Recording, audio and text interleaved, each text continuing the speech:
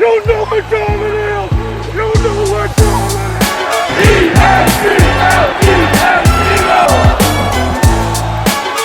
And you know what underdogs is? It's a hungry dog. And the second stick away, and the Eagles are alive! Eagles fans everywhere, this is for you! Let the celebration begin! Hey everyone, welcome to episode 82 of the Wingin It podcast. We have the OG crew here today. It is Aleks and Andrew bringing you a little bit of end of season analysis as we look forward to the postseason. Some Just big news. The two of us. We can make it if we try. You've been getting two in your head with the music trivia you've been doing, Andrew. I know. I live for that crap. But hey, before we get started today, make sure you guys are dropping us a follow on Spotify and Apple Podcast. If you want to see our beautiful faces, make sure you're following us on Instagram at winging.it.pod and on YouTube at wingingit_podcast. Today's episode is going to be brought to you by Football Freddy and Fumble the Dog. Marnie Snyder connected with us on Instagram and was nice enough to send us a copy of this book. If you have any young children, male or female or whatever we're saying in 2023, it's a great book for them. It goes through a girl named Freddie as she comes into Philadelphia, explores the city, talks about the history, talks about landmarks, and then her and Fumble the Dog go to a game at Lincoln Financial Field and root for the Philadelphia Eagles. It's a really cute book, so I suggest that you pick it up. You can find it on Amazon. Thank you so much, Marnie, for sending us a copy. Drew, the regular season has come to an end. The Philadelphia Eagles finished 11-6, and I feel like at the beginning of the season, if we were to look at this and say, hey, Eagles are going to go 11-6, we feel pretty optimistic. The entire city is absolutely dreading this postseason game. What are your thoughts from the regular season as we wrap things up? You know, I pulled up our little spreadsheet here that shows all of our predictions that we discussed in our first episode before the season kicked off. And I was very surprised, actually not surprised. I'm not surprised how close Vegas gets these things. FanDuel, DraftKings, Vegas had the Eagles win total set at 11.5, which is unbelievable. And the fact that the Eagles were 10-1 and they didn't hit that over, the fact that we were 10-1 and we finished 11-6 is something wild that I don't know if I'll ever get over. And I think the only way of getting over that is if the Eagles make some noise in the playoffs, because right now it's as bad as it gets, man. And there's nothing that feels optimistic about this upcoming game. But with that being said, I'm excited overall for the playoffs. Like you and Ali always like to chant, you know, this is the best weekend ever. This is Super Wildcard Weekend. We have 6 games on the slate, which I'm excited that we'll dive into in a little bit. But yeah, I mean, to answer your question, Alex, you think 11-6, and it's like, wow, that's a pretty solid year. But when you're 10-1 and you finish with 11 wins, that is just absurd and disgusting and inexcusable. Yeah, and we didn't even record an episode after the Giants game. There was nothing to discuss, nothing to break down. You know, AJ Brown got hurt. I think he may be a full participant in practice or maybe limited. Sidney Brown tore his ACL. Jalen Hurts broke his middle finger, and then we lost. Well, not broke, dislocated his middle finger.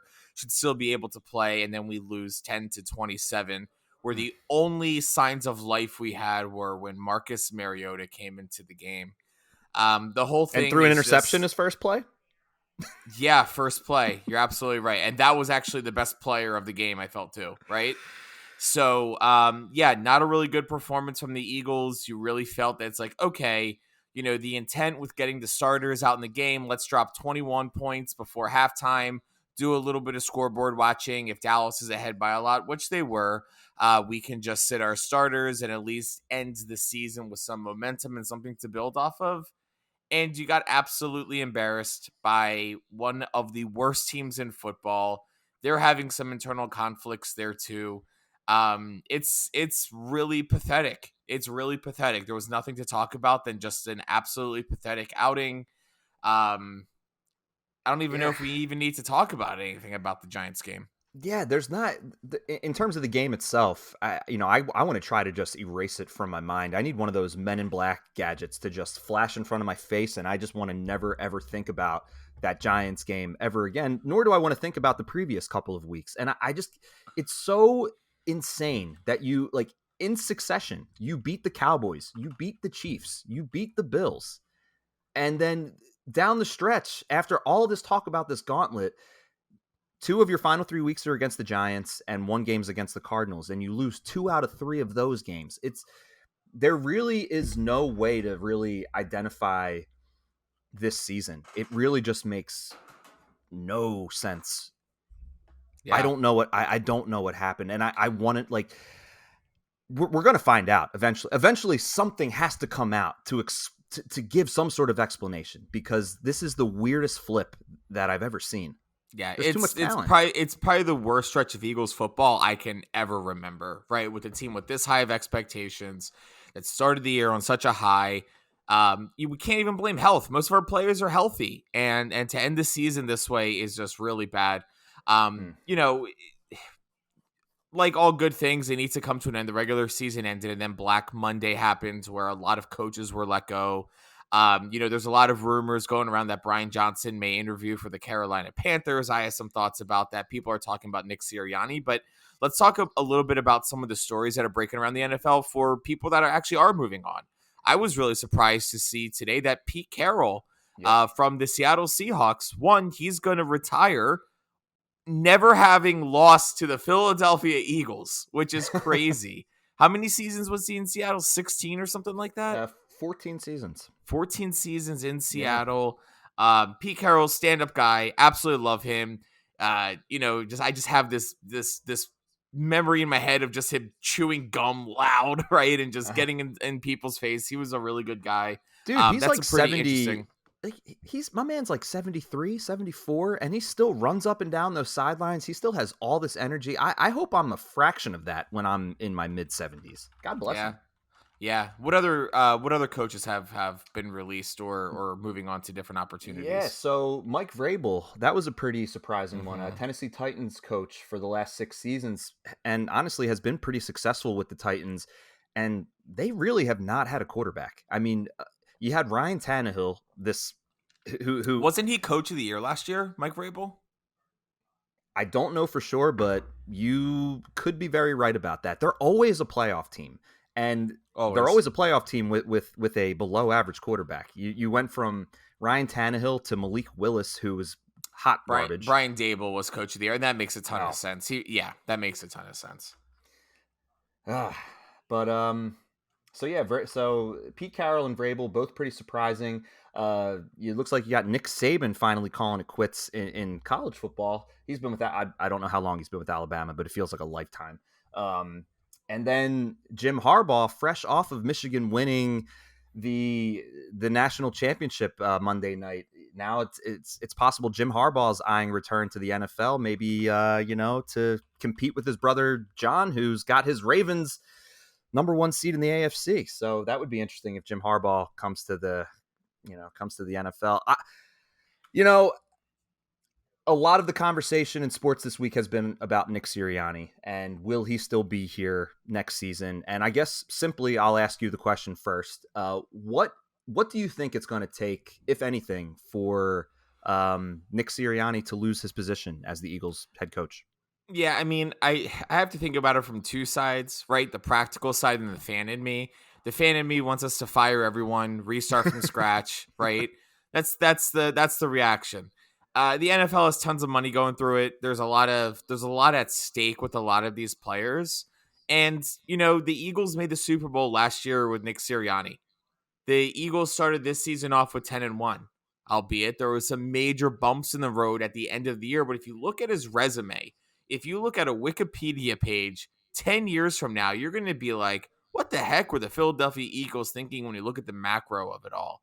I don't think Nick has put us into a position where it's totally unfixable. I do think we need some help at the defensive coordinator position. I think Nick definitely has a wake-up call, and I definitely think he's going to be on thin ice next year. But realistically, Andrew, I don't see them firing. I don't see them moving off of Nick Sirianni, especially after 11-6 year when we started 10. I don't see it happening. I can't think of another time that a team that has had such a winning record has moved off a coach. I don't think it's going to happen. Well, Andy Reid for one, and also Doug Peterson. I don't know what Doug Peterson's record was, but well, no, that year we won like 4 games. We were like 4-13 or whatever the year we let Dougie P go. But that was injuries though, right? And Andy Reid, we all agree it was time to move on. He was here for how many years? Right, we're talking about a coach that has really been at the helm 3 years. But his first year, he gets a pass, and we still had some success and squeaked into a wild card round. Have I made my point clear enough, or am I just rambling at this point? No, it's a good point. He really has answered the call since he's gotten here. I mean, aside from his, opening press conference that didn't go over very well, and some of the other things that he's mentioned in press conferences that people, maybe poked fun at, but everyone forgets about that really quick once you start winning games. And that's really, there never has been an argument against that up until really this recent stretch of games. So unless the Eagles lose this game by like 3 possessions, because let's be honest, I mean, the Eagles are favored in this game. This is a game that the Eagles should win. I'm not saying that they're going to win, but this is a game that they should win. Therefore, they shouldn't lose this game by 3 possessions. And if they do, then that just shows you a team. I mean, if we haven't seen it already, it looks like they quit. I'm really hoping that that's just like, everyone's just like, all right, we're cool with the regular season. We're putting our focus on the playoffs. And that's why we saw some of the foot off the gas pedal, but they're professionals. Jalen Hurts always mentions the standard, and they've been playing well below that standard, honestly, the entire season. So, I don't think that this is the game that Nick Sirianni has a job or doesn't. If they were that fed up with him, they've already made up their minds before this game started. And regardless of what happens in Tampa, if he wins or not, their mind is not going to be changed. Like, it doesn't come just down to losing a few football games. Like, there has to be tension. There has to be, like... There is, though. Is there not? But... To what extent, though, right? Like, I mean, it just, there has to be something. Like, if Nick is in there, he's losing games, he's got in his bag, and he's like telling Jeff Lurie and Howie Roseman, like, hey guys, I'm kind of checked out, like, or this isn't working, or there's some sort of tension between them that's outside of them what we see than just on the field, then I would understand that. They would have made up their mind before the Tampa Bay game, though, in my opinion. I just don't think this record... I don't see it. I'm not saying I don't disagree. I'm not saying I don't want Jim or Bill or all these guys to come in and take over the Eagles. I just don't think it's going to happen. If they made up their mind before the Tampa game, even if they did, there's no way that they could let that word out, because you can't have any of these rumors. Like, you need everyone to be on their game. Sure. So if there's any leaking of information about, we're not going to keep Nick around, next year, then what's his motivation to go out there and win a football game other than trying to win a job elsewhere? But these things, I think, can't really get handled or discussed until after the season's over, being where they are right now, because everything just kind of flips so quickly. We're still trying to understand what actually is the problem. I know that our defense is more than anything the problem, and just lack of personnel, and then making the change halfway through the year. So there's a number of issues, but I think we need to see a team show up, and we need to see a team put some effort out there, because if not, it's hard to not really blame the coaching. I appreciate Nick taking the fall for players and taking the fall for other coaches. But yeah. I mean, he says it every week. It starts with me. And I think that's what you have to do when you're in charge. But we need to see something, because wasn't it Dan Campbell that he said, like, what's the reason for your law? Or it was I forget what presser it was. They're like, quarterback. Simple. I totally forget where that. I forget who was. I think it was Dan Campbell. He said, "Where's your biggest flaw right now?" And he said, "Quarterback." And it's like right when Jared Goff got to Detroit. Anyway. Oh damn. Yeah. All right. So we have that. Oh, and also Ron Rivera is also gone from the Commanders, and then they just got a new They just got someone new in the front office that was responsible for the Golden State Warriors run. Like a top NBA exec is now coming over. So watch out, Washington. There may be some pretty big things on the horizon. Well, they have the Sixers guy, Josh Harris. Yeah, so let me see if I can find this. So Washington. All these NBA guys just starting to dabble in football all of a sudden. Are they getting bored? Well, because the NFL is absolutely destroying them in every single rating that's possible. Washington Commanders, Golden State exec. Let me see what comes up here. Convenient timing, as Golden State seems to kind of, they're not the Golden State of a couple years ago. They're starting. Former Warriors GM Bob Myers hired by NFL Washington Commanders. ESPN report says.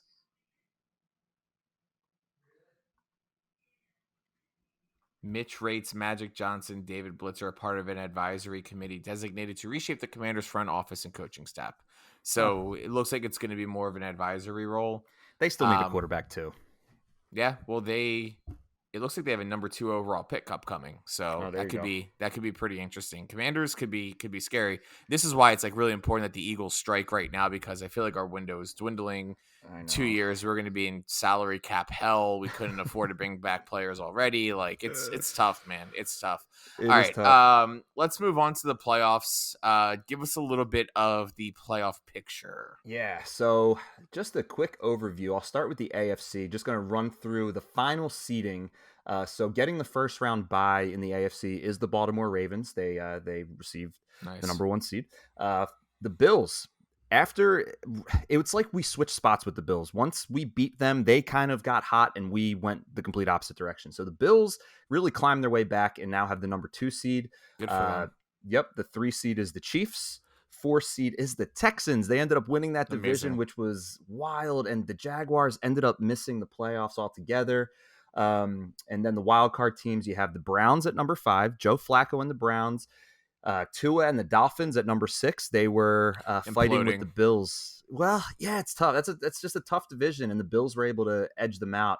Really not sure what to expect with the Dolphins. And then finally, those Pittsburgh Steelers, they weaseled their way into the playoffs as the number 7 seed.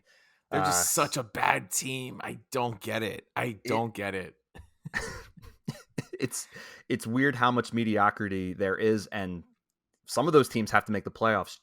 Just missing the playoffs were the Bengals, who, if they had Joe Burrow, probably would have made it. Yep, agreed. The Jaguars, like we just mentioned, and then after that, you had the Colts, who finished 9-8. Shane Steichen probably would have been in for Coach of the Year consideration if they would have made the playoffs. Yep. So a couple close calls there. Now let's take it over to the NFC. The 49ers got that number 1 seed, so they'll have a bye week 1. Number 2 seed, Dallas Cowboys, obviously. Number 3, the Detroit Lions. Number 4, the Buccaneers, who will be hosting the number 5 seed Philadelphia Eagles on Monday night. And then closing out the wild card, you have the Rams at number 6, and then the Packers.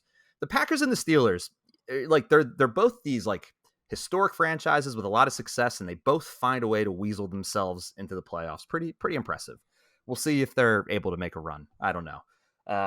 So just to look at the schedule for this week, on Saturday, we're going to have 2 games. We got a 4:30 and an 8:15.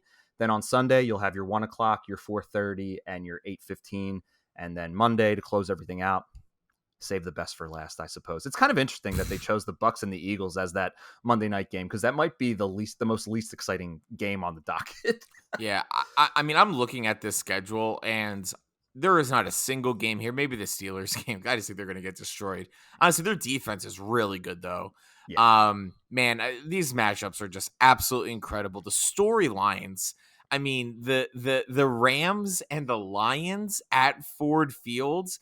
Can you think of a better storyline than them swapping quarterbacks and Jared Goff having to watch Matthew Stafford go down and win a Super Bowl, something that he got so close to doing himself? And now the Lions are just on an absolute tear with so much young talent, a promising future. They finally found their head coach. It gives me chills, man. It's amazing. It's going to be an absolutely amazing story. Then also the Kansas City-Miami game, I think that's going to be a really good duel. And they're making all of the Taylor Swift fans buy the game on Peacock because it exclusively goes there. Good job, Goodell. You got to love capitalism.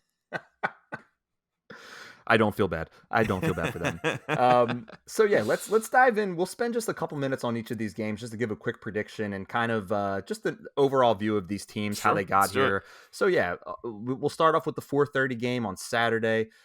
You have the Cleveland Browns at the Houston Texans. Like I mentioned before, the Texans ended up winning that division, and so they get to host the playoff game. They have a rookie coach with DeMeco Ryans. They have a rookie quarterback with C.J. Stroud, who far and away is going to win Offensive Rookie of the Year. I would imagine.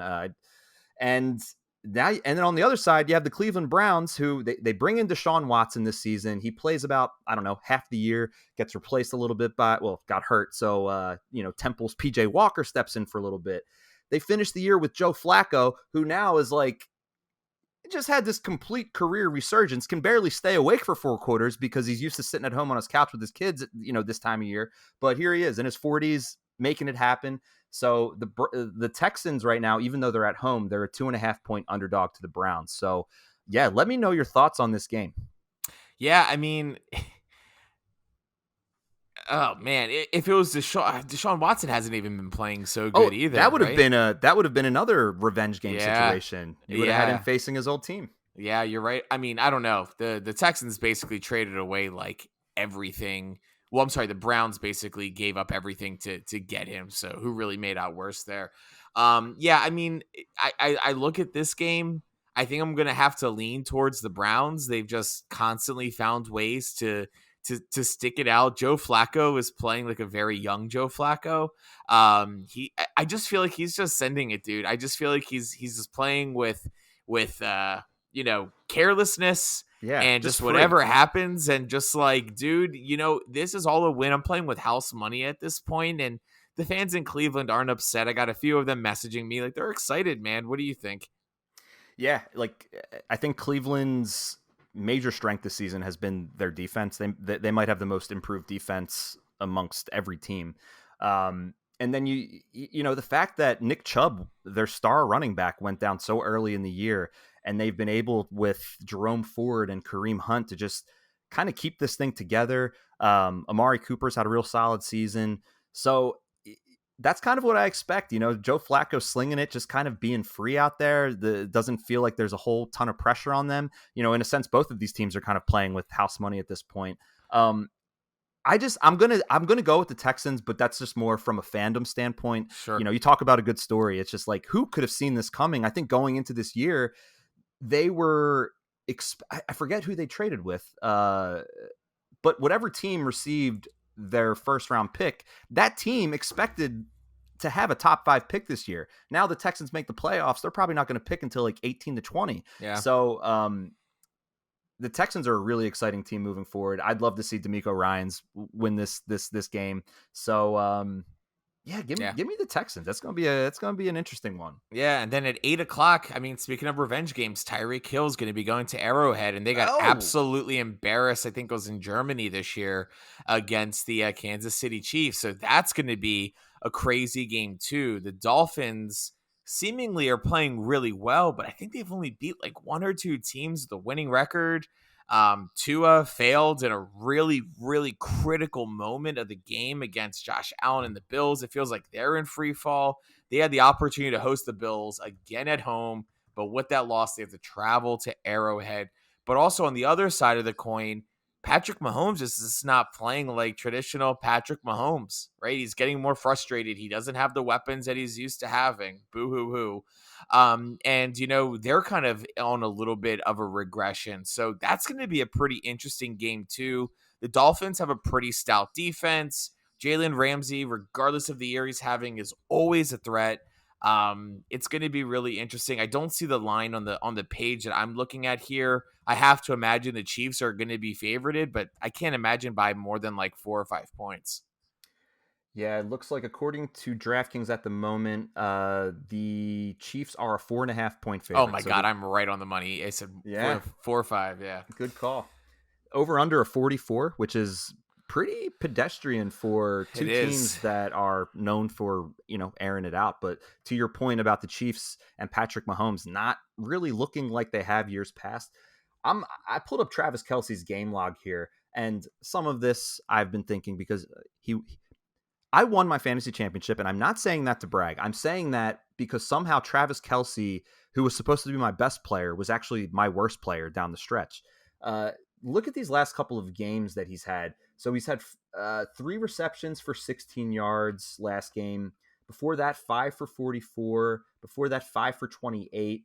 He hasn't scored a touchdown since November 20th. So about a month and almost 2 months since scoring a touchdown. So this offense just really isn't what we're used to seeing. And kind of in the same way that we're hoping the Eagles get right, I wouldn't be surprised if Kansas City is able to turn things around. But I'm just hoping they fall flat on their face. I'm going with the underdog again. I want to see Miami win this game. Miami's had a tough year, but I just want to see them edge this game out in a really ugly way. Yeah, I think the Chiefs are going to take it. It's Patrick Mahomes in Arrowhead in the postseason against a team that hasn't won against some really good teams. Tough to argue that. We'll see, man. I would love to see the upset as a fan. The 1 o'clock game, I don't think we need to spend a lot of time on Sunday. The 7 Steelers are going to be at the 2 Bills. Bills are a 10-point favorite on this one. I don't really think there's too much to break down. The defense could be good. It seems like the defense is what's been bailing out the Steelers all year. I don't even know who the starting quarterback is going to be. It's going to be Mason Rudolph, or is it going to be? Are they going to go back to Kenny? Is Kenny? How Kenny crazy healthy? is that to have such like a playoff team and we have these quarterback questions? Like it seems very weird that a team in that scenario is. I didn't is realize Isaac Seumalo plays on the Steelers. Yeah, he's hurt. Yeah, I don't see him. News. Oh, not Najee Harris is on the injury list. I don't see Kenny Pickett, so I assume they'll be playing with Kenny Pickett. Mitch Trubisky's a bum. Mason Rudolph is awful, so I guess you got to go with Kenny if he's healthy. I guess so. Well, it looks like Mason Rudolph was taking a little press conference in preparation for the wild card game. So it looks like it will be Mason Rudolph at the moment. What do you got to lose? Yeah. So yeah, Bills 10-point favorite. That's pretty significant. The over/under for this game is 36, which is very low. But I think the Bills are hot right now. I think they've regained some of their swag, some of their confidence. Josh Allen's looking good. Their defense is solid. And I mean, plus they have comeback player of the year, DeMar Hamlin, on their team. So who can stop them? Yeah, throw your bets down right now. I don't know, man. It could go to Flacco, honestly. It could go to Flacco. Could. It could go to Flacco. I was pushing for Mayfield for a little bit there, but yeah, Flacco might even have him beat. Yeah, it would be Flacco. All right, and then we got the 7-2 Packers, the number 2 Cowboys playing at Arrowhead 4:30 game. Arrowhead. What's Oh, sorry, not Arrowhead. AT&T. Thank you. I'm like, what is that? What is that stadium called again? Everything's just Arrowhead. Arrowhead. This. Yeah, I mean, it is the playoffs, and the Cowboys are in there. It is also at their home field, and even though the Lions almost did it, they are killing their winning streak at home. It's gonna be really hard. I think Jordan Love is the real deal, though, man. I think he looks really good. He has really good chemistry, and like his wide receivers are nothing special. So I think if you're a Green Bay fan, you're really excited for this team. I think it actually could be a little bit closer than what the sports books are having it at. The Cowboys are a 7.5-point favorite. That sounds about right. But I may actually take plus 7.5 if I'm betting on this game in favor of the Packers. They're looking okay. They have their running game figured out, a little bit of misdirection, taking cheap shots. Jordan Love has really hit a groove. Dak is going to be playing in the postseason. You have some really good secondary players on the Packers. Is Rasul Douglas still over there? I think he is, and of course he's flourishing. Yeah, good for him, man. What Just do you think another about one. This game? Yeah, I think the Packers can kind of have that nothing to lose mindset. I think that everyone expects the Cowboys to run away with this game. The Packers sneak in as a 7 seed.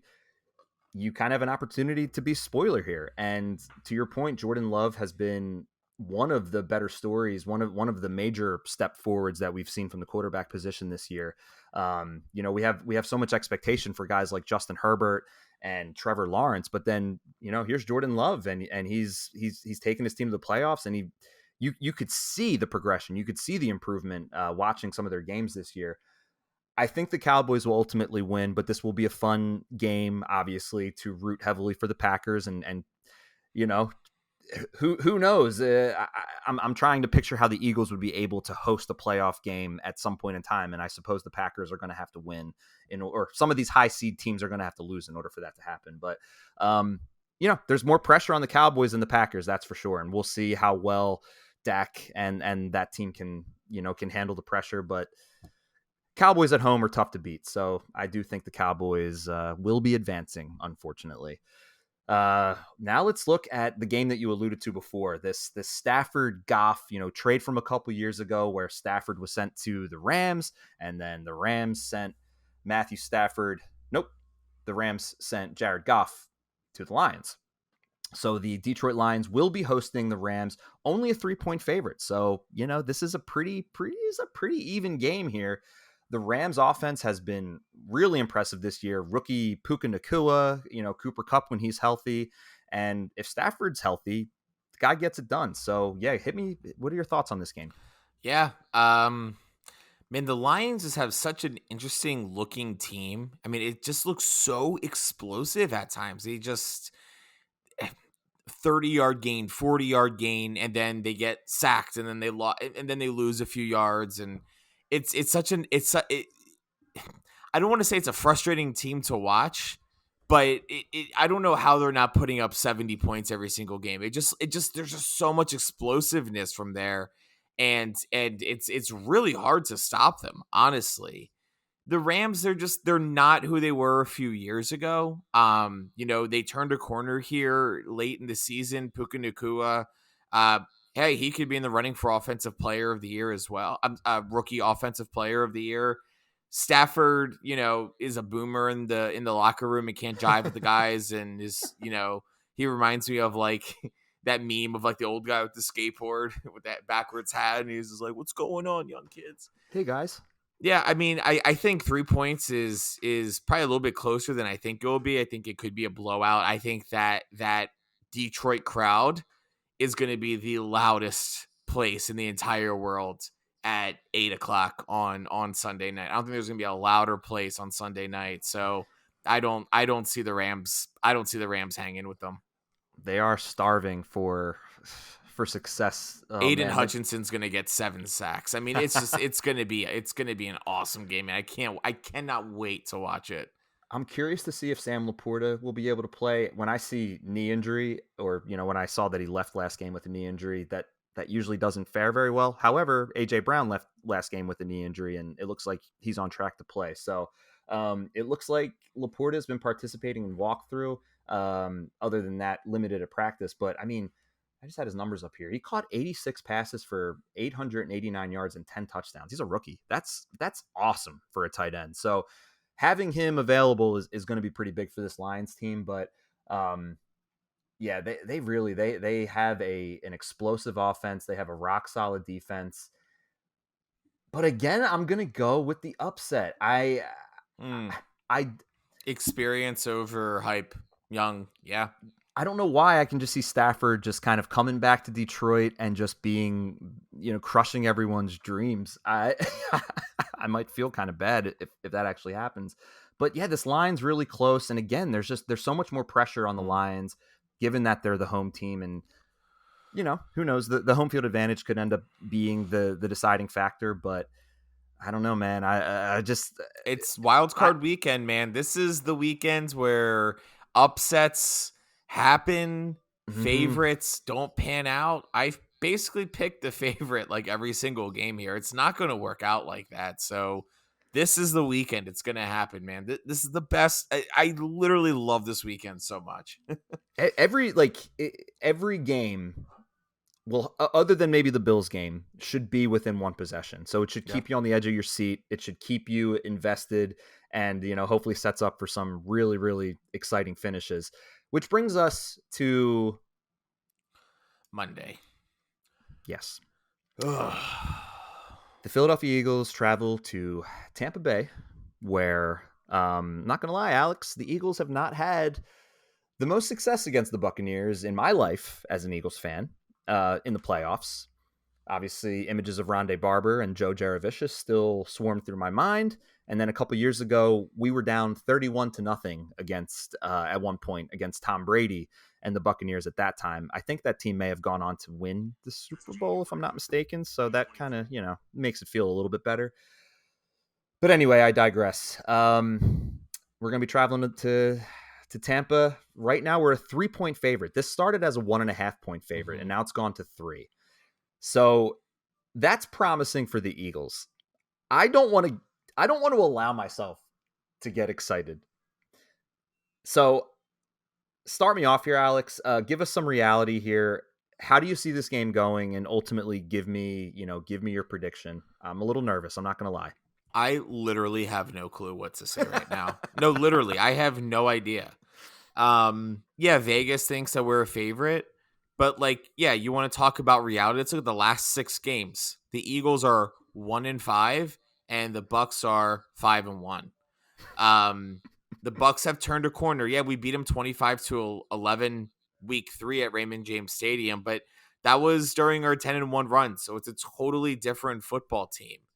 Jalen Hurts has a hurt finger. I don't know what the status is on A.J. Brown. I don't know if the offense is going to try to overcompensate. I don't know if we're going to be able to even get Baker Mayfield off the field on third downs. I was looking at some of the breakdowns on film, and Emmanuel Acho did one, and it was comical. And he's been an Eagles hater the entire time he's on the show with Shady McCoy, so there's always banter back and forth between them. But he broke it down, and just very simple concepts. Hassan Reddick in coverage. There was someone else, Nolan Smith in coverage. These guys aren't coverage people. We learned last year, hey, stop putting Reddick in coverage. Why are we going back to mistakes that we know don't work? Reddick has been our best closer this year, right behind, or maybe even right in front of Jalen Carter, getting to the quarterback and stopping plays. Now, the running back situation in Tampa doesn't really worry me. It's was it Rashad White? Rashad White. Yep. Rashad White, yeah. Rashad White. Yep. He doesn't scare me at all. He's more of kind of like a power back, and I think we've done okay against stopping that. But Baker Mayfield, except James Conner on the Cardinals. He seems bigger than I thought, man. I thought I thought honestly, when he played for Pittsburgh, and I'm totally wrong with this, I thought he was a Tony Pollard size guy. He's big. He's a big dude. He's in height, he's a little bit smaller, but he's built, and I feel I saw him. I was like, this dude's huge. Yeah, he's not a running back that's known as much for his speed or shiftiness as much as just being kind of a power north-south running back, which I thought that the Eagles would do well against, but he ran all over us. So I guess my final thought, and I could go on all night about this. We could make this a 5-hour long episode of what we think is going to happen. We've done really bad against quarterbacks that are really bad. Baker Mayfield is a gunslinger. He's a little bit reckless with the ball sometimes, but he's got an arm. He can throw. He's not a run threat. He has a pocket presence, and he gets the ball. He goes through his progressions and does what he needs to do. I think the things that the second half of this football year Eagles team are doing wrong is what Tampa Bay does best. Based off the performances that we've seen, it's such a cheap excuse to say, okay, now we're 0-0. What happened? That's a loser's mentality, man. That is a loser's mentality. That is settling to say, well, we made the postseason. I hate that coaches and players and Darius Slay is okay, guys, we're 0-0 now. It's such a loser mentality, man. I don't like it. I'm gonna say that the Bucs, honestly, dude, they're gonna win. They're gonna win. They're gonna win this game, and we need them to win this game. If we want change to happen, start the offseason, fix our coordinator situation. The worst thing that we could do is blow the doors off the Bucs, because nothing is going to happen in the offseason, in my opinion. All right. Well, so you think the Eagles are going to lose? I wasn't expecting you to say that. I got to be honest with you.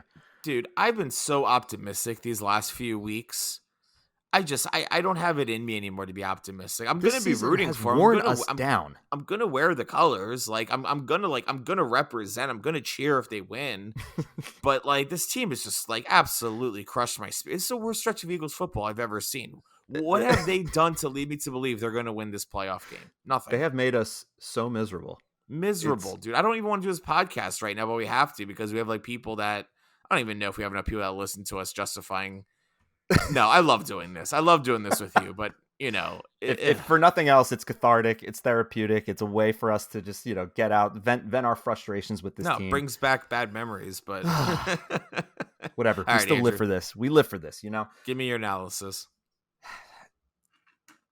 As much as I want to poo-poo on the Eagles, because believe me, they deserve to be poo-pooed on more than any other team that I can remember.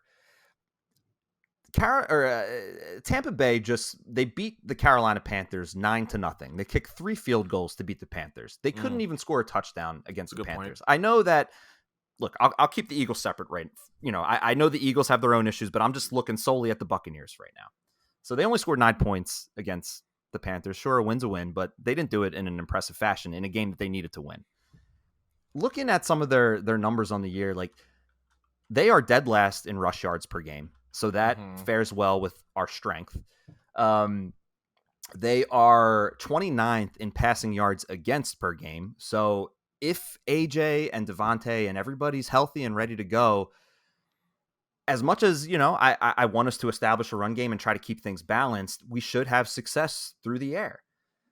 It's a team that they're 24th in time of possession. They're 24th in total yards per game. They're 20th in points scored per game. So again, it's all numbers, but it's just I do take note when they're in the bottom third or bottom 5 in a lot of these stats. All this to say, the Eagles are a more talented team, and something that has just been killing the Eagles all year has been turnovers. We have not been winning the turnover battle, and that's something that's a complete 360 from last year, or is it 180?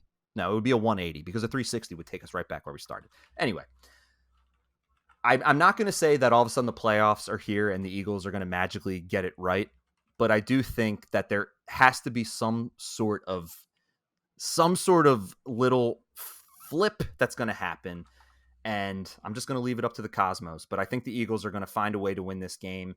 And who knows, maybe like Chad Ochocinco was saying, we've just been playing possum. We're just out there pretending like we don't know what we're doing. But in all reality, we still have all the same skill that we had last year. I'll believe it when I see it. But I do think the Eagles will find a way to win this game. It might not be pretty, but let's just, come on, guys. Just do it. Just figure it out. Just find a way. Like you said, Baker Mayfield is not a superstar. He likes to sling it. I don't think we're going to be able to cover Mike Evans for garbage, but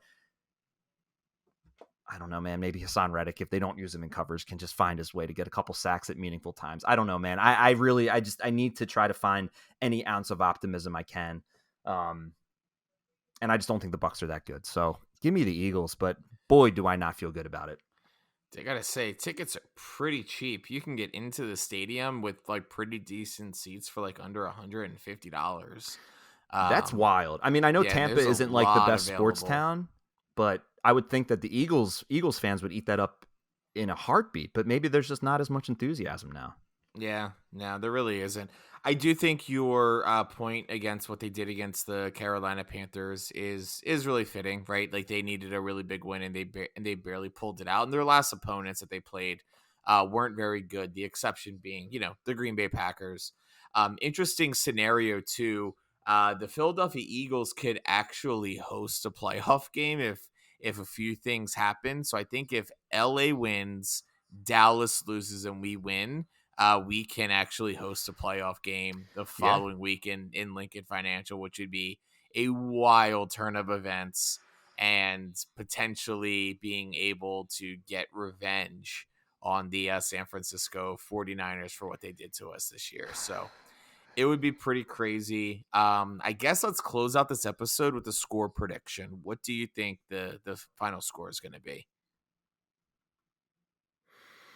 23-17 Eagles. Yeah.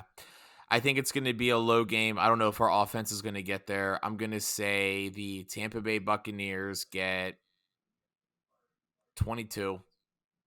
Philadelphia Eagles 11. Oh my God. 11. 11. I don't even know how you get to 11, but we're getting 11. Oh, goodness. 11.